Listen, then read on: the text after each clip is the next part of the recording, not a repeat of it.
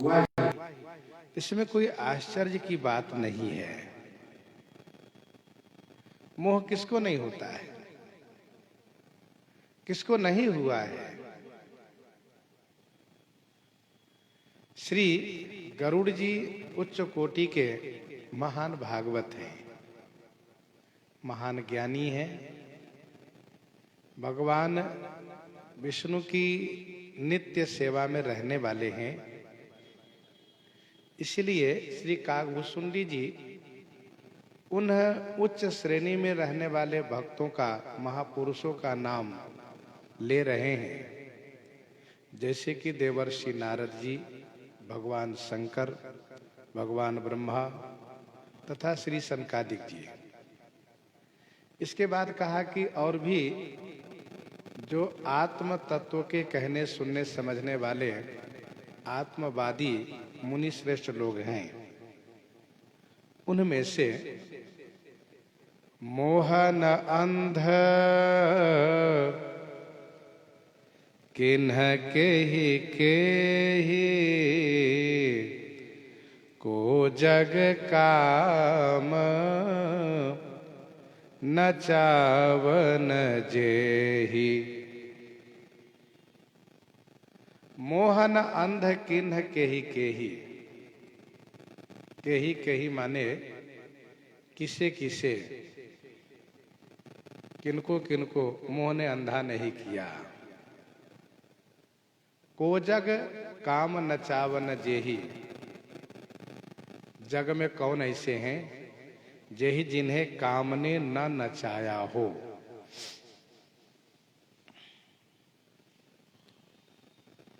कल हम लोग चर्चा कर रहे थे कि प्रस्तुत प्रसंग में मोह ही प्रधान है, क्योंकि पक्षी राज को मोह हुआ था।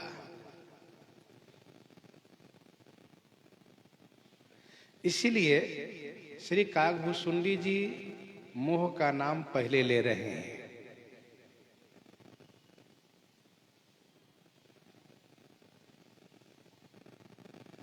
रावण में काम प्रधान है, इसलिए वहां पर विभीषण जी काम का नाम पहले लेते हैं।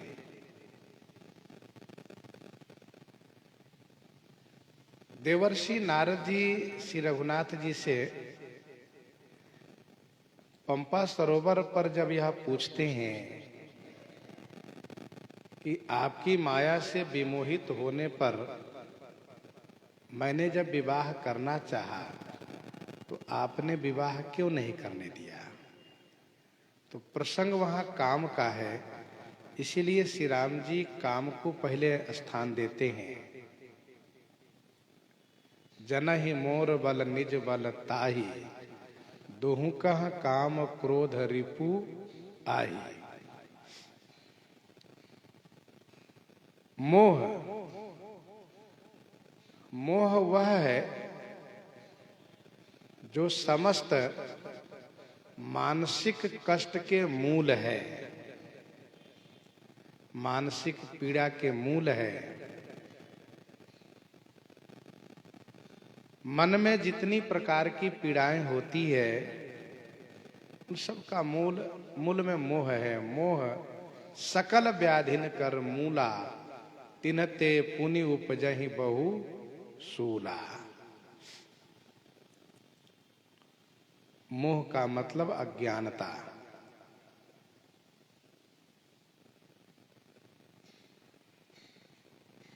काम ने किसको नहीं नचाया।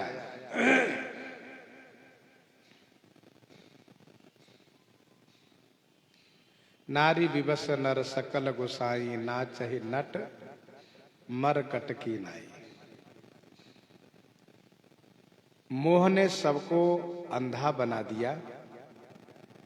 व्यक्ति अज्ञानता में अंधा हो जाता है।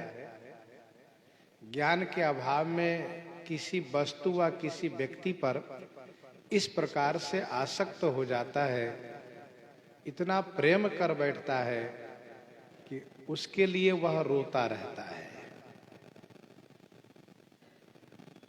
उसको सच्चाई दिखती नहीं है, इसीलिए मोह को श्री काकभूषुंडी जी ने कहा कि वह अंधा कर देता है,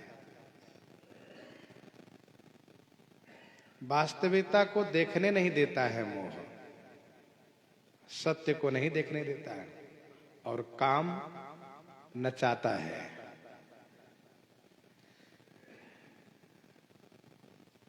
काम के कारण मनुष्य को नाचना पड़ता है। व्यवहारिक जगत में यदि हम आप देखें तो किसी से यदि पूछा जाए तो कहाँ जाते हो, तो वे यही कहेंगे काम से जा रहे हैं। गए कहाँ थे, तो काम से। काम की प्रधानता जीवन में है। और एक व्यंग्यात्मक शब्द का भी प्रयोग होता है, काम से गए, तो काम ही आगे पीछे मध्य में है। काम का व्यापक अर्थ कामना से भी है। हम अमुक काम से जा रहे हैं, अमुक कामना से जा रहे हैं, अमुक इच्छा पूर्ति के लिए जा रहे हैं, अमुक काम से जा रहे हैं। तो काम स्थिर नहीं रहने देता है, काम नचाता है, मोह अंधा कर देता है। इसके बाद श्री काकभूषुंडी जी कहते हैं, तृष्णा के ही न किन्ह बोराहा, केहि कर हृदय क्रोध नहीं दाहा। तृष्णा के ही न किन्ह बोराहा। तृष्णा माने चाहना। केही न किन्ह बौराहा, किसको बौराहा न किन्ह। बौराहा माने पागल नहीं किया। और केही कर हृदय क्रोध नहीं दाहा, किसके हृदय को क्रोध ने न दाहा माने नहीं जलाया। बहुत सरल अर्थ को आप समझ सकते हैं। श्री काकभूषुंडी जी बड़ी सरलता के साथ समझा रहे हैं। तृष्णा ने किसको पागल नहीं किया और क्रोध ने किसके हृदय को जलाया नहीं। कौन है ऐसा? तृष्णा माने चाहना। इसको आगे दोहा में और स्पष्ट करेंगे। सुतबित लोक ईसना तीनी, सुतबित लोक ईसना तीनी, कही कही मति यही इन्ह कृत न मलिनी। जैसे सुतेसना, वितेसना, लोकेसना, पुत्र की चाहना होना, संपत्ति की चाहना होना, मान बड़ाई प्रतिष्ठा की चाहना होना, यही है ईसना। सुतेसना, वितेसना और लोकेसना। मनुष्य किसी न किसी प्रकार से इन तीनों में से किसी न किसी एक के चक्कर में पड़ा रहता है।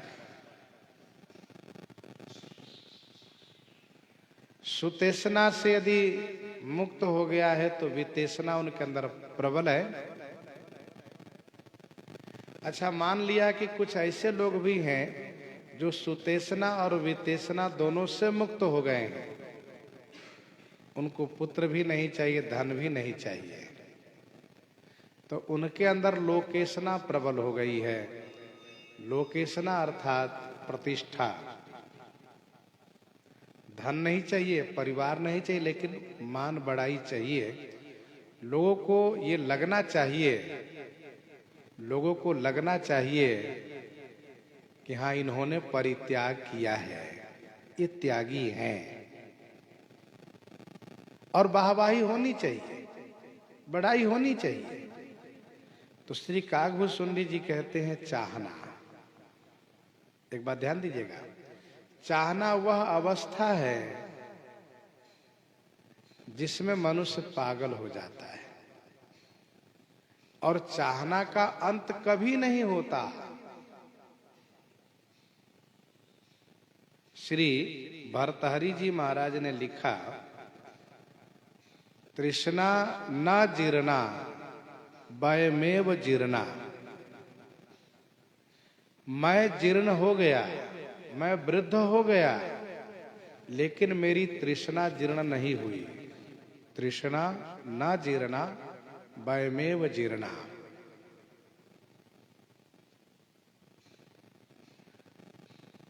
गोस्वामी श्री तुलसीदास जी महाराज ने विनय पत्रिका 136 में इस बात को और स्पष्ट किया।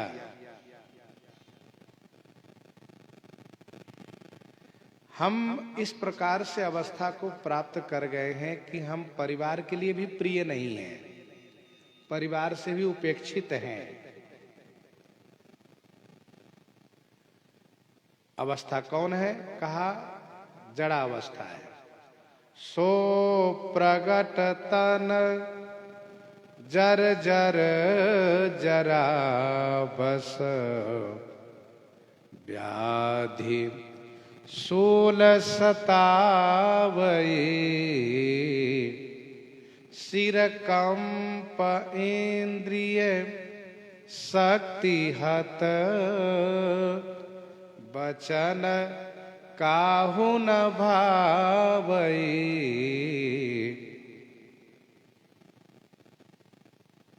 हम उस जरावस्था को प्राप्त कर गए हैं जहां की अनेक बीमारियों से घिरे हुए हैं। सिर कांपता रहता है, इंद्रियां शक्तिहीन हो गई है। हम यदि उस अवस्था में प्यार से बबुआ कह करके बुलाते हैं तो उधर से जवाब मिलता है, क्यों शोर मचा रहे हो, शांत नहीं रह सकते। ये उधर से उत्तर मिलता है। और समय पर हमें खाने पीने को भी नहीं मिलता है। वह एक अवस्था है। गृहपाल होते अति निरादर, खान पानन पावई। लेकिन ऐसे हो दशान विराग तह, तृष्णा तरंग बढ़ावई। तृष्णा तरंग बढ़ावई। ऐसी दशा हो गई है, फिर भी यदि कोई ये कहता हो कि अरे घर परिवार से मन को हटा लो, मन को भगवान के चरणों में जोड़ लो और ये सब छूट जाएंगे, इनसे पहले से अपने आप को अलग कर लो, तो बात अच्छी नहीं लगती है। अरे ये मेरा परिवार है, ये मेरा घर है, कोई बात नहीं है, नहीं सुनते तो क्या हुआ, अपना है। इस तृष्णा में वह डूबा हुआ जी रहा है। श्रीमद् भागवत महापुराण में विदुर जी महाराज ने कुछ इस प्रकार से धृतराष्ट्र को समझाते हुए कहा, क्या बात है, किसके लिए जी रहे हो और जीने की आशा किसके लिए कर रहे हो? तुम्हारे तो सब मारे गए और उन भीम के दिए हुए टुकड़े पर पल रहे हो। अभी भी तुम्हारे अंदर वैराग्य नहीं होता है कि हम घर परिवार की ममता को छोड़ करके भगवान का भजन करें, जंगल में जाएं। इस प्रकार से विदुर जी ने उनसे कहा। कहने का अभिप्राय यह है कि तृष्णा वह अवस्था है कि हम मरणासन पर पड़े हुए हैं, फिर भी हमारी तृष्णा समाप्त नहीं होती है। हम जीने की कामना करते हैं और घर परिवार को संवर्धित करने की चाहना करते हैं, वह है तृष्णा। श्री काकभूषुंडी जी ने कहा कि तृष्णा के ही न किन्ह बौराहा, तृष्णा ने किसको पागल नहीं बना दिया। सीधे शब्दों में किसी से ये कह दो कि तुम नाच रहे हो तो उसको बुरा लगेगा। हम आपसे कोई कह दे तो भी बुरा लगेगा। यदि कह दे तुम पागल हो तब भी बुरा लगता है। लेकिन सच्चाई है कि यदि हम कामना के शिकार बने हुए हैं तो हम नाच रहे हैं, तृष्णा के शिकार बने हुए हैं तो हम पागल हैं। सत्य यही है। और श्री कागभूषुंडी जी कहते हैं केहिकर हृदय क्रोध नहीं दाहा। किसके हृदय को क्रोध ने नहीं जलाया? एक बात ध्यान दीजिएगा, क्रोध आने पर सामने वाले को तो कम बल्कि अपने आप को वह व्यक्ति ज्यादा जलाता है। क्रोध आने पर, अत्यधिक रोष आने पर स्वाभाविक है कि उनका बड़ा नुकसान होता है। उसका हृदय दग्ध हो जाता है, जलता है। तो कहिकर हृदय क्रोध नहीं दाहा, क्रोध में हृदय जलता है। और क्रोध में कभी भी किसी के प्रति सम्मानजनक शब्द नहीं निकलता है, चाहे आदरणीय ही क्यों न सामने हो, उनका अपमान परक ही शब्द मुख से उच्चरित होता है। यह है क्रोध। क्योंकि क्रोध आग है, उसमें हृदय जल रहा है, वहां शीतलता का अभाव है, शांति का अभाव है, मधुरता का अभाव है। और श्री लक्ष्मण जी ने श्री परशुराम जी से कहा, एक चौपाई स्मरण में आ गई, बाहु कृपा मूर्ति अनुकूला, बोलत बचन झरत जनु फूला। क्रोध पाप का मूल है। लखन कहा हंसी सुनहु मुनि, क्रोध पाप कर मूल। जहि बस जन अनुचित करहि, चरहि विश्व प्रतिकूल। क्रोध में आकर के मनुष्य बड़े से बड़े अनर्थ को कर बैठता है। बाद में भले वह पछताता हो, लेकिन वह उस कार्य को अंजाम देता है जिसकी कोई कल्पना भी नहीं कर सकता। ये क्रोध का स्वरूप है। क्रोध मनुष्य को कुछ भी नहीं देखने देता है, क्योंकि क्रोध अंधकार के प्रतीक है। घोर क्रोध तम निशि जो जागा। क्रोध आने पर किसी के प्रति सम्मान भावना ही नहीं रह जाती है। आगे श्री कागभूषुंडी जी कहते हैं, ज्ञानी तापस सूर कवि, कोविद गुण आगार। केहि कई लोभ विडम्बना, किन्हीं न यही संसार। किन्हीं न यही संसार। चाहे ज्ञानी हो, तापस माने तपस्वी हो, सूर माने वीर हो, कवि माने कवि हो, कविता बनाने वाले, कोविद माने पंडित हो, जो उस कविता का व्याख्यान करते हो। गुण आगार माने सद्गुणों के स्थान हो, बड़े गुणवान हो। परंतु लोभ यही संसार के ही कई विडंबना न किन्ह। लोभ ने यही संसार माने इस संसार में किसको विडंबना माने फजीहत नहीं किया, किसको हंसी नहीं उड़ाया। कही कई लोभ विडंबना कही न यही संसार। ध्यान दीजिएगा, काम, क्रोध, लोभ ये अतिशय प्रबल है।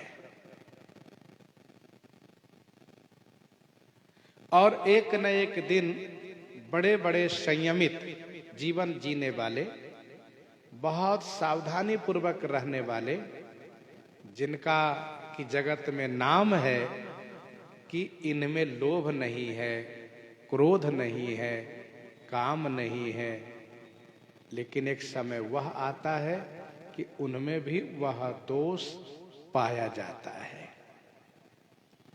श्री काकभूषुंडी जी कहते हैं ज्ञानी तापस, सामान्य की बात नहीं कर रहे हैं। ऊपर के दोहे में चौपाइयों में कहा कि नारद भव बिरंची सनकादिक जे मुनि नायक आत्मवादी। तो नारद भव बिरंची सनकादि ये बड़े उच्च कोटि के हैं। और फिर इसके बाद इस दोहे में कहा कि ज्ञानी तापस सूर कवि कोविद, यह होना भी कोई सामान्य नहीं है। ज्ञानी होना भी कोई साधारण बात नहीं है। तपस्वी होना, वीर होना, कवि होना, कोविद होना, ये भी सबके लिए संभव नहीं है। पर इतनी बड़ी अच्छाई होने के बाद, इतने बड़े पद पर पहुंचने के बाद लोभ ने उनको फजियत कर ही दिया। वह किसी न किसी माध्यम से, बहाने से लोभ के अधीन देखे जा रहे हैं। भले ही वह ये कहते हो कि नहीं नहीं हम तो त्यागी है, और इतना बड़ा त्याग कि हम पैसे छूते भी नहीं, यहां तक आ गए, हमें धन से कोई मतलब नहीं। लेकिन लोभ उनको भी घेरा है, उनके अंतःकरण में लोभ बैठा है। इतनी संपत्ति हो तो इतना बड़ा आयोजन व इतना बड़ा कार्य होगा, तो लोभ उसको भी फजियत कर देता है। ध्यान दीजिएगा, ये उनका दोष नहीं है, ये माया की प्रबलता है, लोभ की प्रबलता है। वह ये देखता है कि सारा संसार जब मेरे अधीनस्थ है तो ये हमसे बच करके कहाँ जाएंगे। तो वे यदि हमेशा बचे हुए हैं तो केवल एक दो दिन के लिए, थोड़े दिन के लिए उनको वह नचा देता है काम क्रोध लोभ, लेकिन उतने में उनकी फजियत हो जाती है, हंसी हो जाती है। ज्ञानी तापस सूर कवि कोविद गुण आगार कही के लोभ विडंबना किनन यही संसार। लोभ ने विडंबना किया, विडंबना माने फजियत किया। लोभ पांस जेहि गरन बंधाया। महाराज सुग्रीव कहते हैं, हे रघुनंदन, नारी नयन सर जाहिन लागा, घोर क्रोधम निश जो जागा, लोभ पांस जेहि गरन बंधाया, सोनर तुम समान रघुराया। वह तो केवल आपके समान है।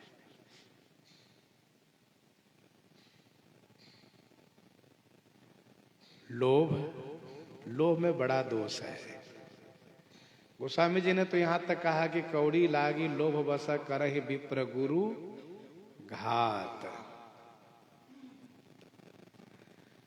एक तरफ उनका व्याख्यान सुनिए, वक्तव्य सुनिए तो ब्रह्म ज्ञान से भरा हुआ है।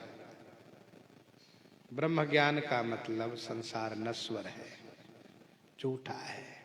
इसी बात को कहते हैं, अरे भाई ये तो सब नश्वर है, सब यही रह जाता है, कुछ भी साथ नहीं जाता है, क्यों परेशान होते हो। और स्वयं भागे भागे कचहरी में 9 बजे से डेरा डाले हुए हैं। क्या बात है, अरे भाई मुकदमा ऐसा है, उसके लिए आना पड़ा। तो ब्रह्म ज्ञान बिनु नारी नर करहि न दूसरी बात, कौड़ी लागी लोभ बसा करहि विप्र गुरु घात। किनकी हिंसा करते हैं? कहा ब्राह्मण की, गुरु की, गुरुजनों की, आदरणीय की, पूजनीय की है हिंसा कर देते हैं लोभ के कारण। ये लोभ की प्रबलता है।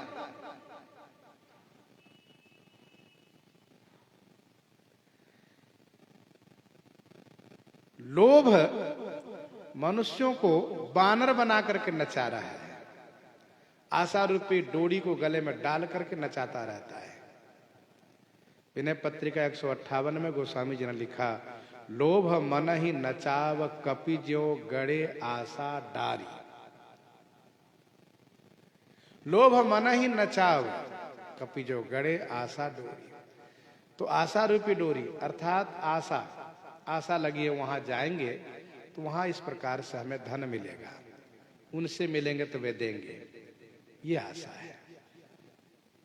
तो कही कई लोभ विडंबना किन्हन यही संसार,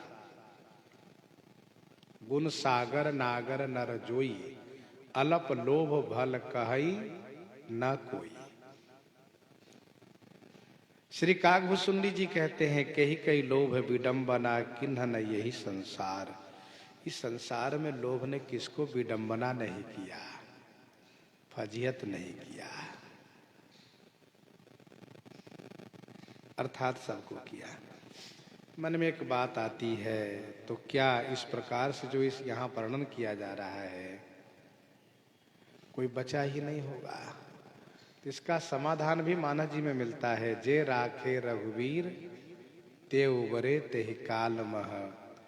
श्री रघुनाथ जी जिन पर अतिशय अनुकंपा करते हैं वही बच पाता है। अतिशय प्रबल देव तब माया छूट ही राम करहु जो दाया। तो श्री राम जी दया करेंगे कैसे? इसका उत्तर यह है कि भजत कृपा करी है ही रघुराई। भजन करने से, उनके नाम को स्मरण करने से वे कृपा करेंगे, रक्षा करेंगे।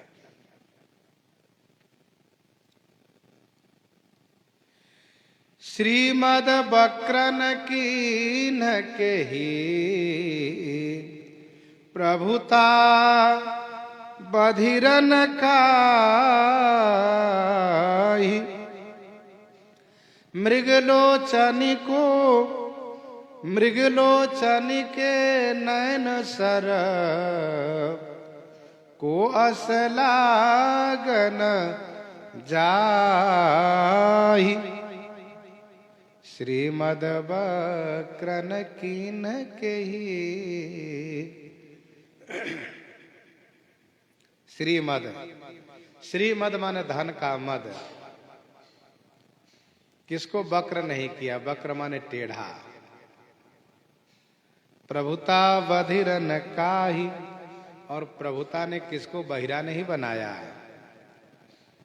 तथा मृगलोचनी के नयन सर को असलागन जाहि।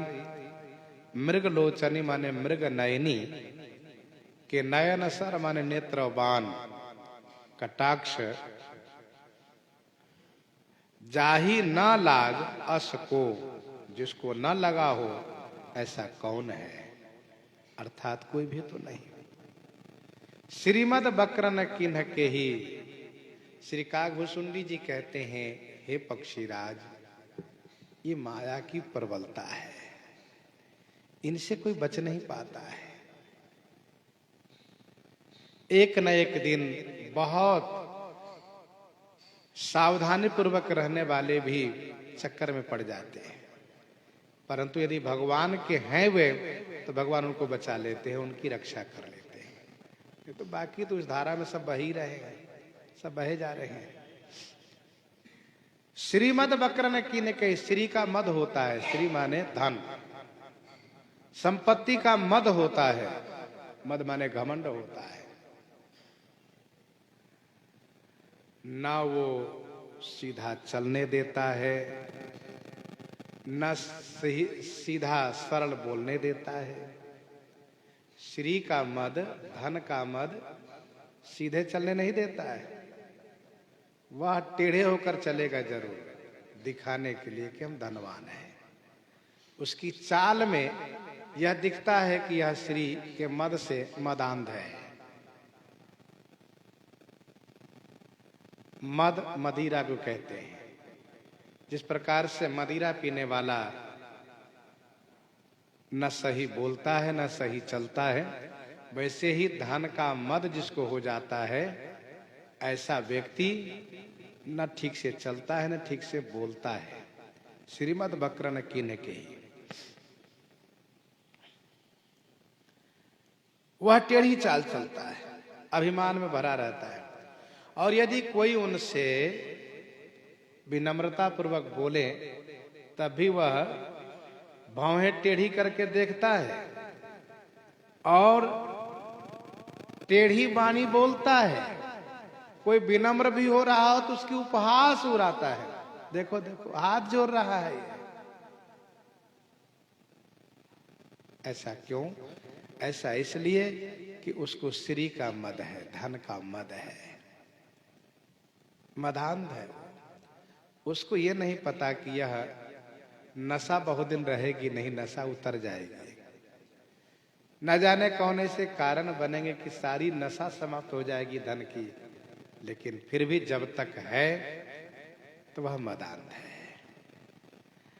और प्रभुता बधिर न काही, प्रभुता बहिरा बना देती है। प्रभुता पा करके मनुष्य बहिरा हो जाता है, सुनता ही नहीं हुआ। इस बात को तो प्रायः लोग इस बात को अनुभव करते हैं। चुनाव के पूर्व किस प्रकार से नेता विनम्र होकर के हाथ पांव जोड़ते हैं, और यदि वे पद पा गए, मंत्री हो गए, तो फिर देखो सुनते नहीं। प्रभुता बहिरा बनाती है। बड़ अधिकार दक्ष जब पावा,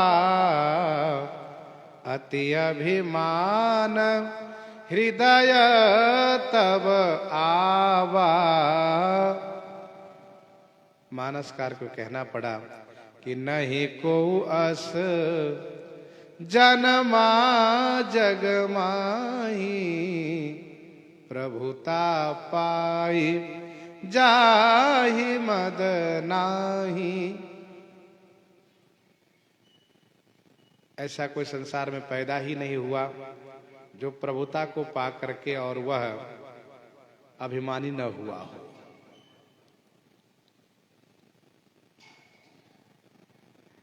देखो भाई, बल धन पा करके बड़ा होने के बाद भी जो छोटों से मिल करके उनको गले से लगा के चलता है, वही महापुरुष कहलाता है।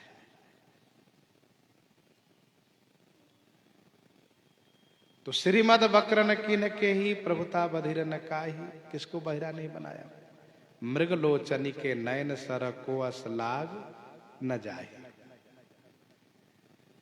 मृग नयनी के नेत्र कटाक्ष रूपी बाण ऐसा कौन है जिसको न लगा हो? नारी नयन सर जाही न लागा, घोर क्रोध तब निशि जो जागा। लोभ पास जहि गर्न बंधाया, सो नर तुम समान रघुराया। कवितावली उत्तरकांड 118 पद में गोस्वामी जी ने लिखा, 117 और 118 दोनों पद पढ़ने लायक है। कौन क्रोध निर्दयो, काम के ही बस नहीं कीनो। 117 में, 118 में है भौह कमान संधान सुठान, जे नारी विलोकन बानते बाँचे।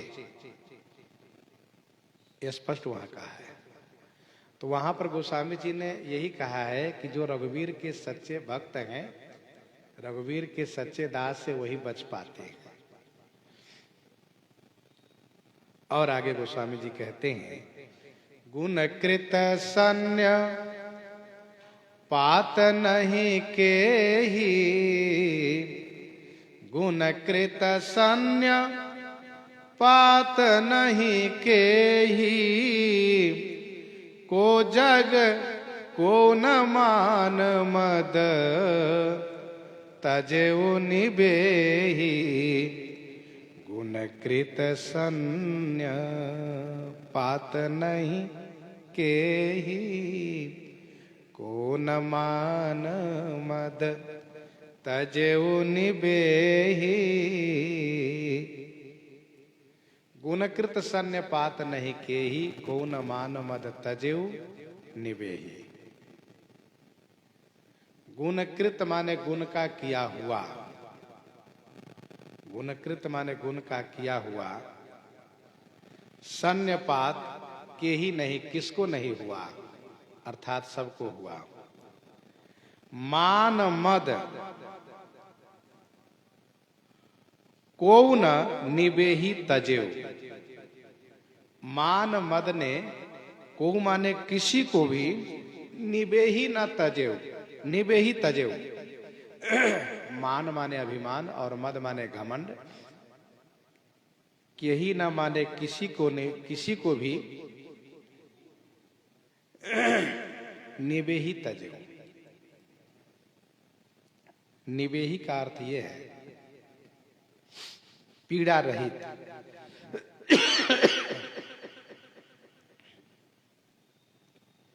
पीड़ा रहित करके किसी को नहीं छोड़ा, अर्थात पीड़ा रहित किसी को नहीं छोड़ा। मान मद के ही न निबेही तजेव। मान मद कौन है ऐसा जिसको निबेही तजेव? निबेही माने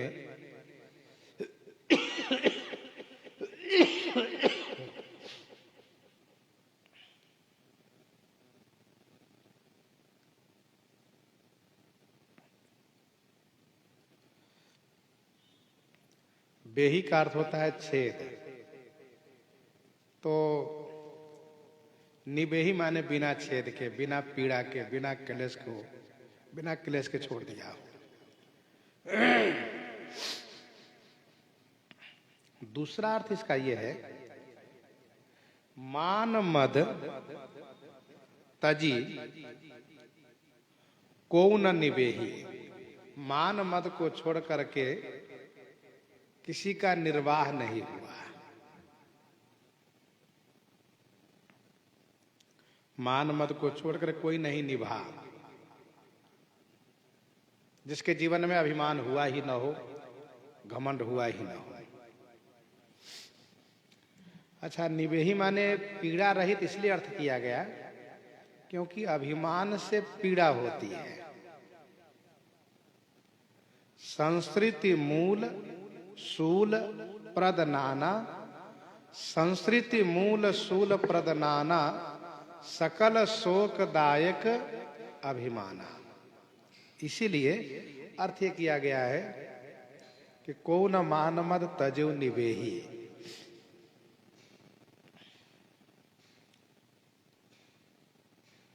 कुलिस कठिन और भयउ न बेहू। तो बेहू का अर्थ होता है छिद्र होना, फटना। गुणकृत सन्यपात नहीं के ही कही न मान, को न मान मद तजेव निबेही। और दूसरा अर्थ आपने समझा कि कोई भी मान मद को छोड़ करके निर्वाह नहीं किया, अर्थात वह निवाह नहीं उसका। सन्यपात, सन्यपात वह एक रोग है जिसके हो जाने से मनुष्य पागल हो जाता है, अनाप शनाप बकता रहता है। और ये सन्यपात तब होता है जब किसी रोग की अधिकता उसमें हो जाती है। इसको आप यूं समझिए, जैसे हम और आप का जीवन तीनों गुण से चल रहा है, क्योंकि संसार त्रिगुणात्मक है। सत, रज और तम, इन तीनों से संसार चलता है और इन तीनों से शरीर चलता है, इन तीनों से सारा व्यवहार चलता है। सत्व, रज और तम, तीनों में से यदि एक बिगड़ गया तो काम चल सकता है, दो बिगड़ गया तो काम चलना मुश्किल होता है, लेकिन तीनों बिगड़ गए यदि तो समझ लो कि वो पागल हो जाता है। उसकी एक सीमा है, सत रज तम की सीमा है। गोस्वामी जी ने इस बात को कुछ इस प्रकार से समझाया है कि कफ पित्त वायु से शरीर चल रहा है। काम बात कफ लोभ अपारा, क्रोध पित्त नित छाती जारा, प्रीति करहि जो तीनियो भाई, उपजहि सन्यपात दुखदाई। काम बात कफ लोभ अपारा, क्रोध पित्त नित छाती जा रहा। तो काम क्रोध लोभ इन तीनों की बात कही गई और फिर उसी को घटाया गया। काम बात है, वायु है, काम बात, लोभ कफ है और क्रोध ही पित्त है। तो ध्यान दीजिएगा, जब ये कफ पित्त वायु अपनी सीमा में है तो शरीर स्वस्थ है। यदि कफ बढ़ा तो परेशानी, पित्त बढ़ा तो परेशानी, और बात बढ़ा तो परेशानी, और कहीं तीनों बढ़ जाए तो फिर कहना ही क्या है। प्रीति करे जो तीनों भाई। वैसे ही मानव जीवन में काम क्रोध लोभ यदि अपनी मर्यादा में है तब तो ठीक है, और यदि तीनों में से एक बढ़ा तो भी परेशानी होती है, और कहीं तीनों बढ़ गया तब तो पागल होगा ही। और उसका एक ही स्थान है, वो है कारावास, कारागार है। सन्निपात वाले को स्थान है अस्पताल। काम क्रोध लोभ इन तीनों के बिगड़ने पर उसके लिए स्थान है कारागार। गुणकृत सन्निपात नहीं के, यहाँ गुणकृत यानी सत रज तम तीनों से, तीनों के कारण जो सन्निपात हो जाता है। गोस्वामी जी ने कहा सन्निपात जलपसी दुर्बाधा रावण के लिए। सन्निपात जलपसी दुर्बाधा, सन्निपात हो गया इसलिए तुम दुर्बाद कह रहे हो। तो गुणकृत सन्निपात नहीं की। कभी कभी आप देखिएगा जिसका बुखार ज्यादा चढ़ जाता हो, जिसको कहते बुखार बिगड़ गया,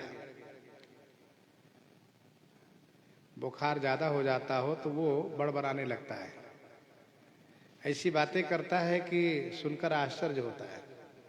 लेकिन समझदार इस बात को जानते हैं कि इनका बुखार बहुत ज्यादा है, इसको यदि नियंत्रण में नहीं किया गया तो ये मर सकता है। तो सन्निपात, गुणकृत सन्निपात नहीं की। सत रज तम इन तीनों गुण के द्वारा सन्निपात किसको नहीं हुआ?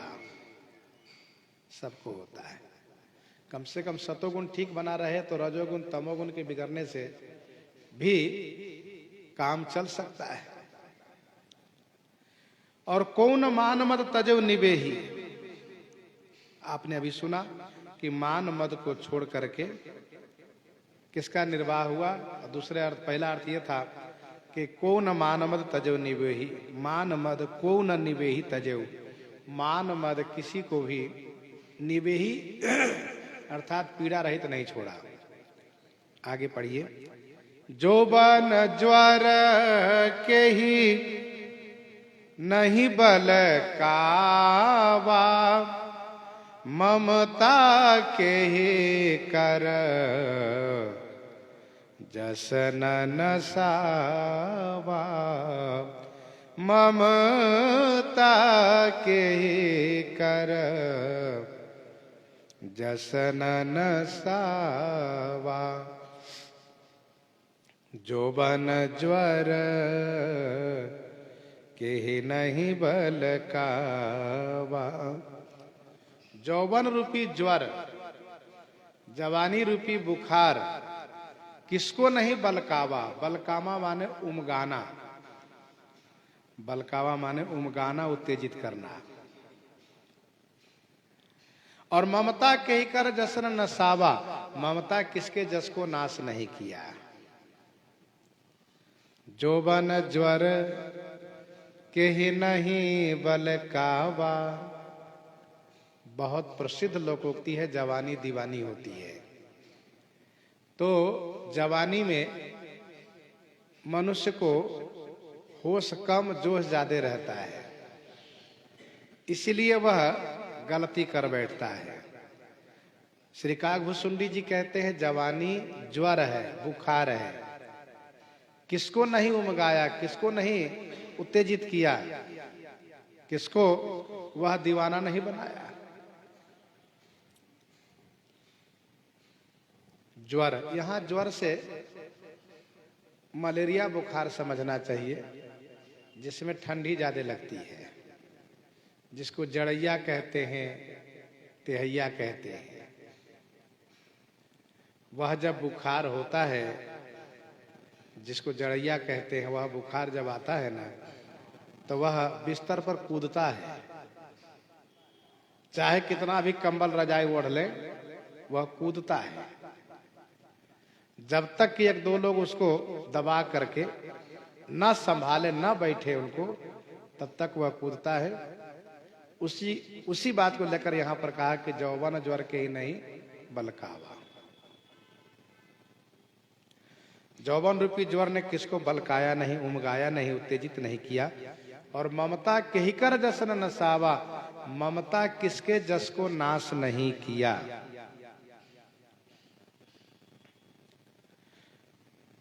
विनय पत्रिका 136 में गोस्वामी जी ने लिखा, जौवन जुवती संग रंग रात्यो, यह कहा। और वहीं पर 83 पद में, विनय पत्रिका 83 पद में गोस्वामी जी ने लिखा, जौवन ज्वर जुवती कुपथ्य करी, भई त्रिदोष भरी मदन बाए। जौवन रूपी बुखार में युवती रूपी कुपथ्य का सेवन करने से वह और ज्यादा बीमार हो गया। भाई त्रिदोष, उसमें त्रिदोष हो गया, उसको सन्निपात हो गया।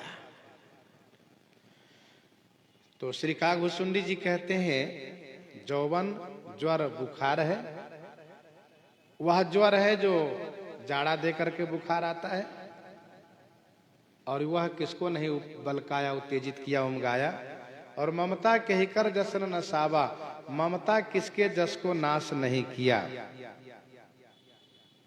ममता, ममता तरुण तमी अंधियारी, राग द्वेष लोक सुखकारी। जब किसी पर किसी की ममता हो जाती है, तो वह उसको लेकर के बदनाम हो जाता है तो उसकी उस पर ममता, लेकिन लोग तमाम अर्थ लगा करके उसको बदनाम करते हैं। इसलिए कहा, ममता के कारण मनुष्य का जस नष्ट हो जाता है।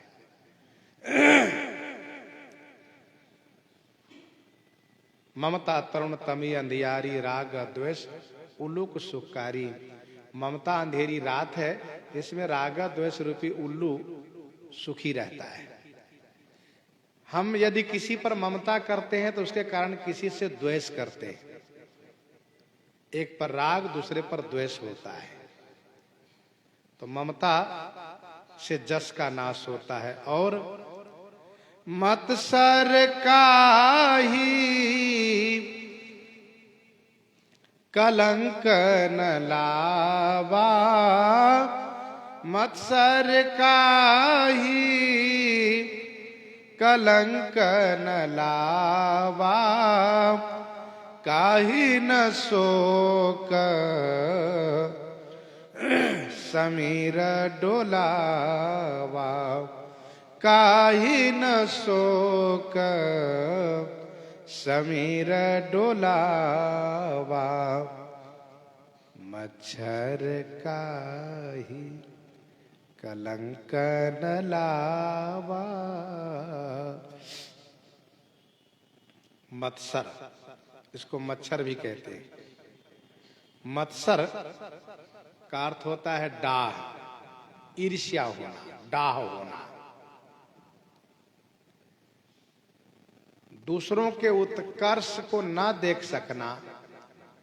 हमसे ये आगे कैसे बढ़ रहे हैं, हमसे बड़ा ये कैसे हो रहे हैं, इसी को कहते हैं मत्सर, इसी को कहते हैं ईर्ष्या, इसी को कहते हैं डाह।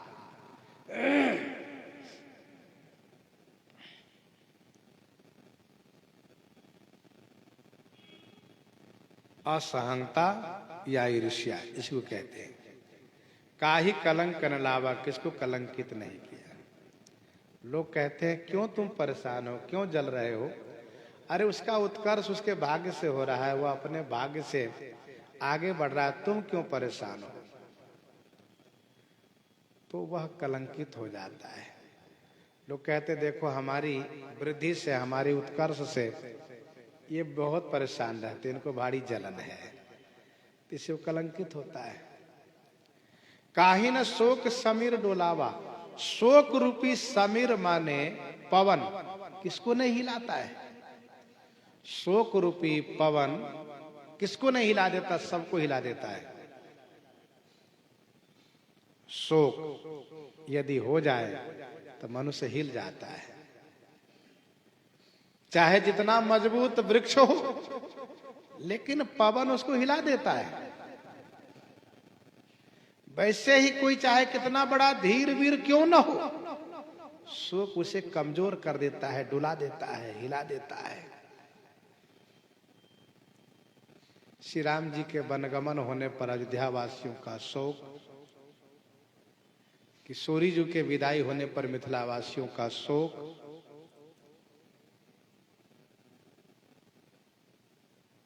तथा बाली के मरने पर तारा का शोक, रावण के मारे जाने पर मंदोदरी का शोक, और श्री चक्रवर्ती महाराज अवधेश जी के देहावसान होने पर अयोध्यावासियों का शोक। आप इन प्रसंगों को पढ़ें तो आप समझ जाएंगे कि शोक ने क्या किया इन सबके साथ।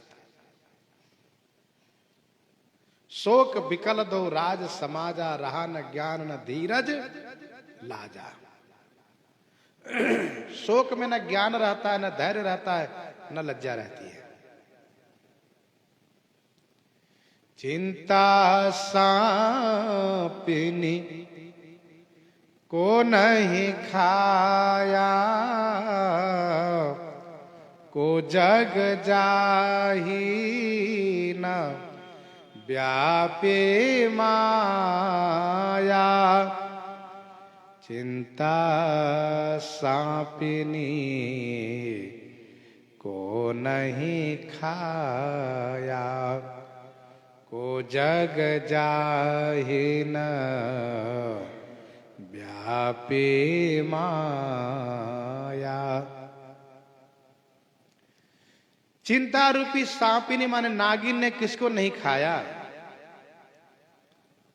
जग को जाही माया न व्यापी। जगत में कौन ऐसा है जिसको माया न व्यापी हो? चिंता सांपिनी, चिंता सांपिनी है, नागिन है, किसको नहीं खाई? अर्थात सभी को। जगत में कौन है जिसको माया न व्यापी हो? चिंता हो जाने से नींद नहीं आती है, चिंता हो जाने से भूख नहीं लगती है, चिंता हो जाने से कहीं चैन नहीं मिलता है। बाली त्रास व्याकुल दिन राती, तन बहुव्रण चिंता जर छाती।